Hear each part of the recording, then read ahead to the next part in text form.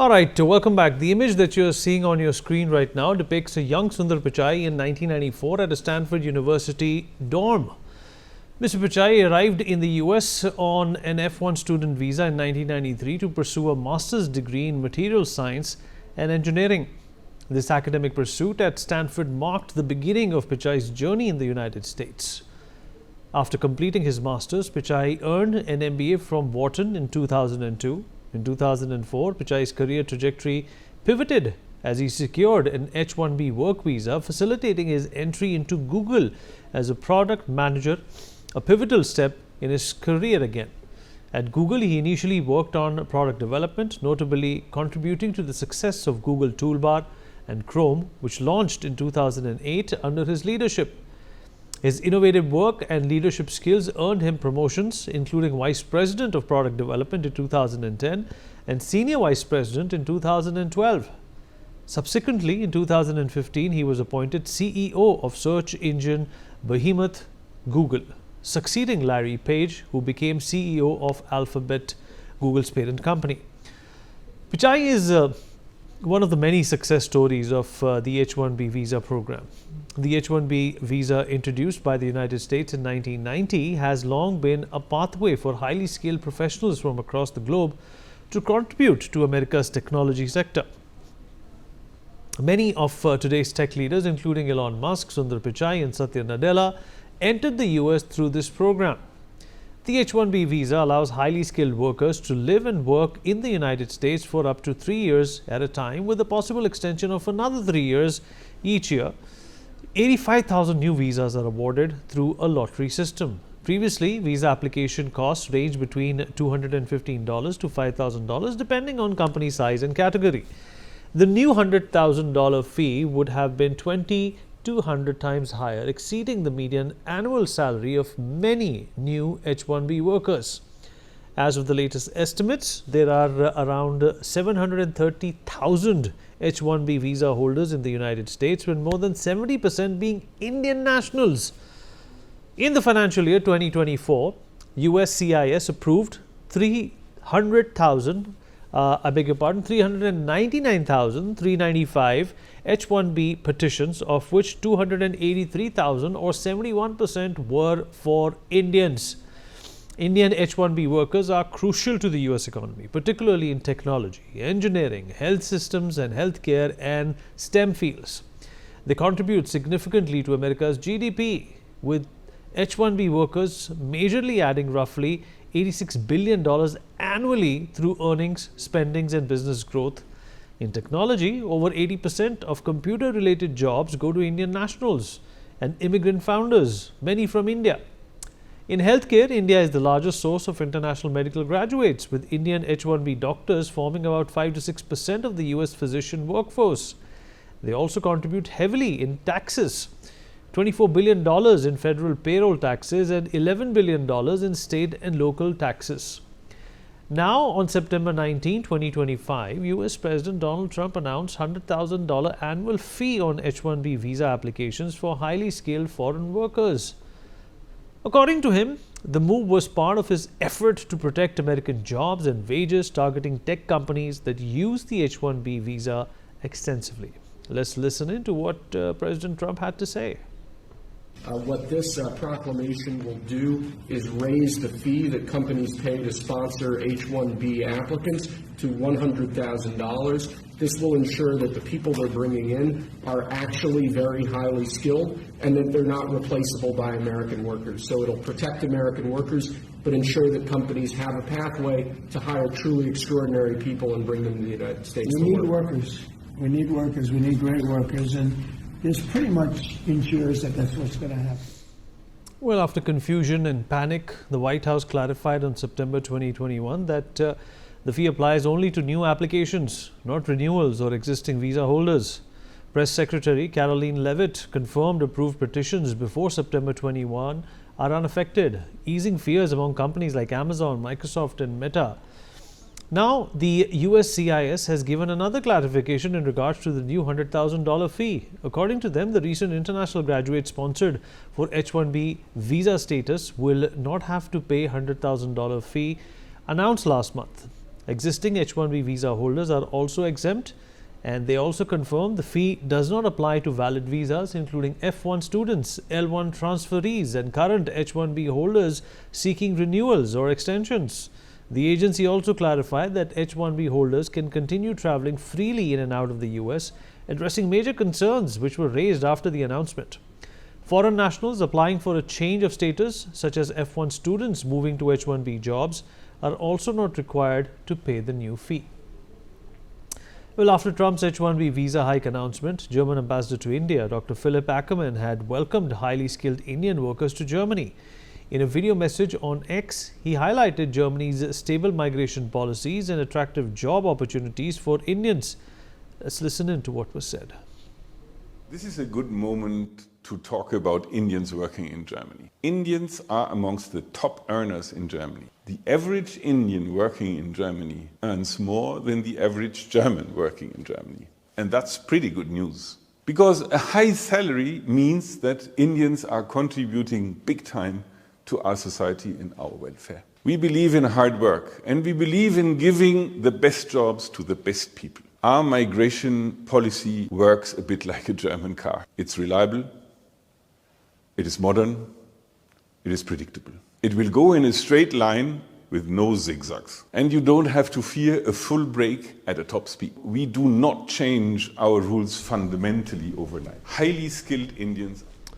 Well, now, according to a report by education financing platform Gyandhan, Indian students are increasingly choosing Europe over the United States for higher education. The study shows a 63% drop in students heading to the US between 2023 and 2025, mainly due to visa uncertainties and policy changes. Once the top destination, the US share has fallen from 54% in 2023 to just 20% in fall 2025. Rising tuition costs, H1B visa fee hikes, and tighter immigration rules have made people and many students look elsewhere. Germany, Ireland, and the UK have emerged as the top alternatives, each recording over 100% growth since 2023. Germany's share rose by 125%, Ireland's by 153%, and the UK's by 143%, driven by clear work pathways and affordable education. And according to the report, affordability, job prospects, policy clarity, and better returns on investment have become the main filters in students' decision making. All right, let's talk about this. And what does this necessarily mean for the Americans at large? What does this also mean for India and Indian aspirants? Dr. Sharath Kohli, senior economist, joins us on this debate to give his expert advice. And I can assure you that whatever Dr. Kohli is going to say is going to be spot on. Dr. Kohli, welcome to the show. Well, there's a saying in English that one man's hero is another man's terrorist. One man's loss is another man's gain. But in this soup that the Americans find themselves in, it does not seem that they will probably have any gain. The Americans are not going to be as cheap as the Indians when it comes to H1B. The reason why the H1B was a super hit, Dr. Kohli, is because the Indian engineers and tech experts who were finding jobs over there did not command a salary that an average American would. Good evening, Vineet, and good evening to NewsX viewers. Well, you said a saying in English. Allow me to say a saying in Hindi, Sanskrit. Vinash kale viparita buddhi. I guess that's for Donald Trump. Yeah, let me not name that, but that's what it means, because this is suicidal. Because you were talking about the cost, Vineet. First of all, there is no talent there out there. I mean, what he did not foresee is that how is he going to find the replacement for those brilliant Indian minds which have been coming in, more than 70% out of all of them. They are the ones who've done some of the finest innovations. You named Sundar Pichai, Satya Nadella, Elon Musk for that matter. Now, there are thousands and thousands of other examples, maybe of not that scale. I mean, at least I mentor 200 of them in Silicon Valley. They are all AI and tech related. And there are some very, very bright minds. They are the future of America tomorrow. They want to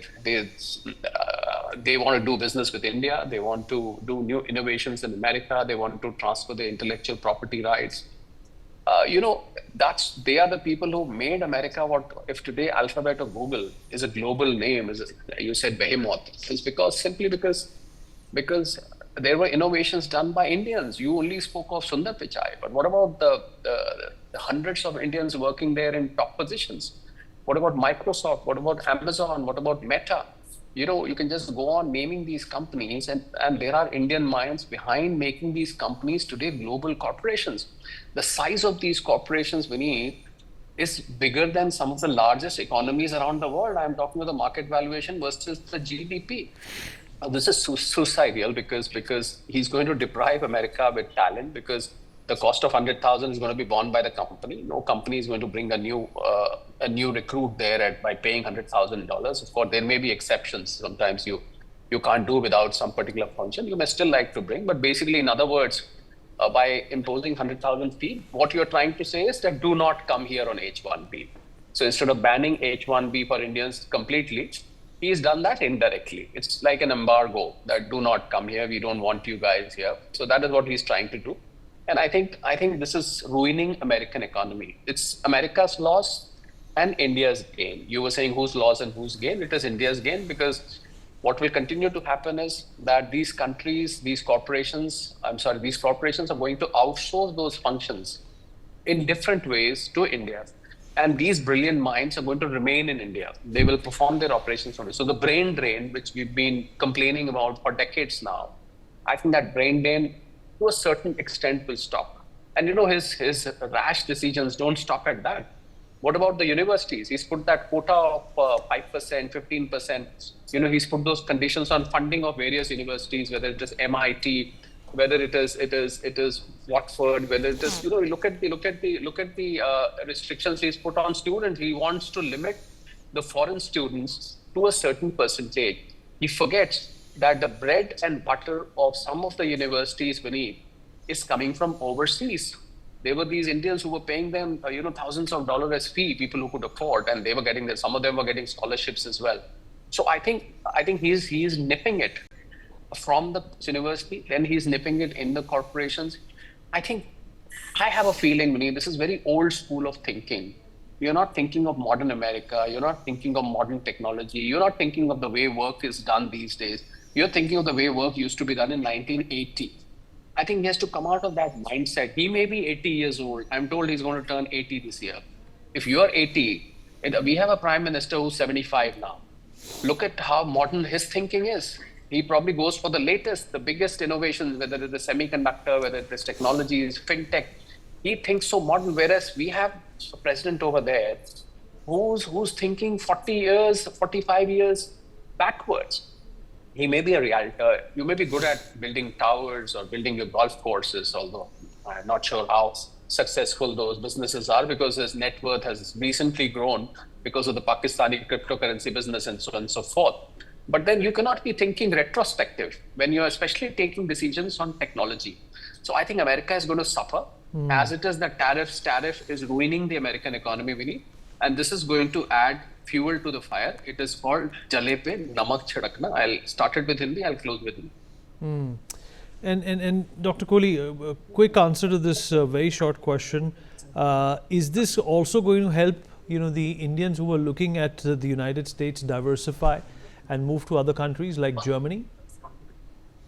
Yes, definitely. You just played the comment of the German representative. I think the whole world is open to us, entire Europe. There is Australia, there is Southeast Asia, there is Far East, there is Middle East. And Indians have already started dropping out America as their destination for their career prospects. So that is not the end of the world. And anyway, it's not going to be the world now, because with these innovations dying out, with these tariffs killing the economy, I don't think a techie should be, why were you looking for America as your destination for your career? Simply because it was providing you opportunity. There were technology opportunities, there was monetary opportunities there. People were making a lot of money.